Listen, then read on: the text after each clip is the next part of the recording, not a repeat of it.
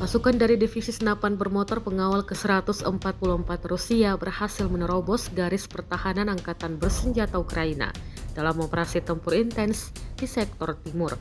Rekamannya diunggah di Telegram pada Rabu 9 April 2025.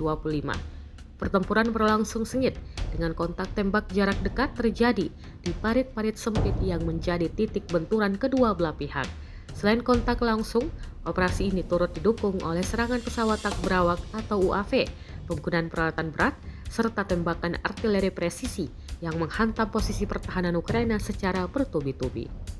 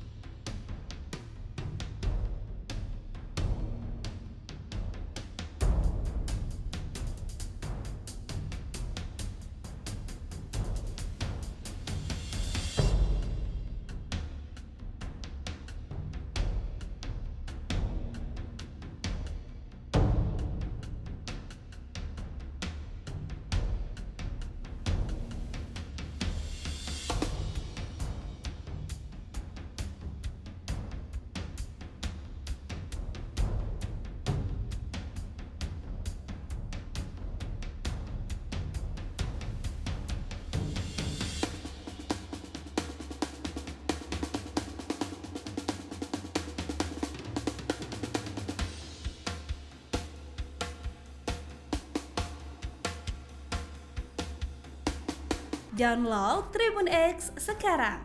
Menghadirkan lokal menjadi Indonesia.